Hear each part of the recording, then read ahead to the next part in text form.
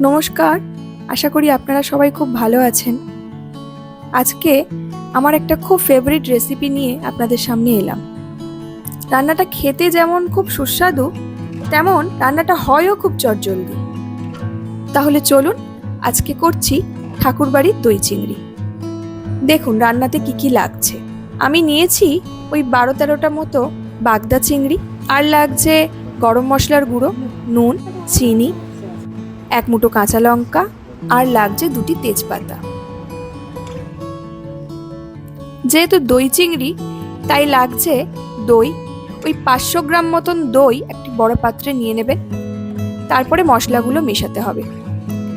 গরম মশলা, নুন, চিনি। এই গরম মশলাতে কিন্তু শাহি গরম মশলা ব্যবহার করবেন না। এমনি আমাদের সাবেকি যে বাঙালি গরম মশলা, লবঙ্গ, দারচিনি আর এলাচ একটু কড়াই নাড়িয়ে নিয়ে গুঁড়ো করে নেবেন মিক্সিতে। তারপর মিশিয়ে নিয়ে রেখে দেবেন একটু কিছুক্ষণের জন্য।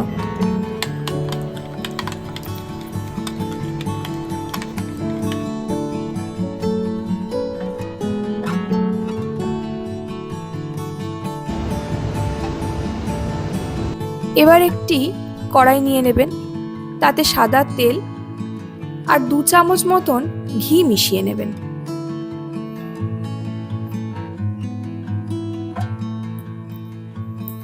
তেল গরম হয়ে উঠলেই এতে দিয়ে দেবেন 2টি তেজপাতা।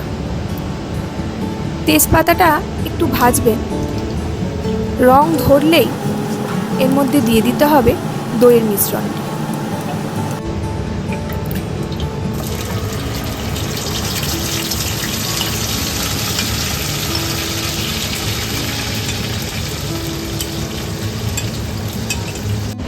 আঁচ একেবারেই কমিয়ে দেবেন। দইটা একটু কষাতে হবে বেশ কিছুক্ষণ ধরে। মিনিট 6 সাথে লাগবে দইটা পুরোপুরি কষতে এবং তেল উপরে ভেসে যেতে। তেল যেই মুহূর্তে ভেসে উঠবে তখনই যোগ করবেন ওই কাঁচা লঙ্কা।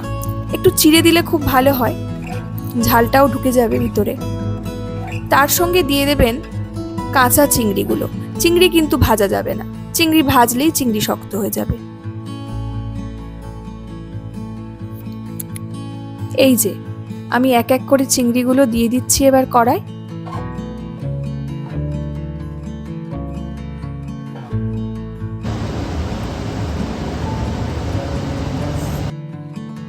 দিয়ে একটু নাড়িয়ে মিশিয়ে দেবেন মশলার সাথে। এবার বেশ কিছুক্ষণ নিবু আছেই রান্নাটা হতে দিন, ওই 5-6 মিনিট মতোই।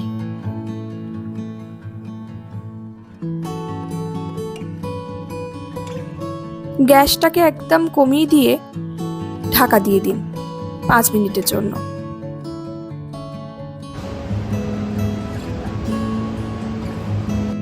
ব্যাস, রান্নাটা হয়ে গেছে। এবারে একটু গা মাখা করে নিয়েই পরিবেশন করতে পারবেন। রান্নাটি উপকরণ এত কম লাগে, এতে ভাববেন না যে খেতে খারাপ হবে, খেতে কিন্তু খুবই ভালো হবে। এবারে গরম ভাতের সাথে পরিবেশন করুন। রেসিপিটা যদি আপনাদের খুব ভালো লাগে তাহলে অবশ্যই বাড়িতে একবার ট্রাই করবেন আর আমাকে কমেন্টে জানাবেন যে কেমন লাগলো। ভিডিওটি যদি আপনাদের ভালো লাগে তাহলে একটা লাইক করে দেবেন প্লিজ, আর বন্ধুদের সাথে শেয়ার করে দেবেন।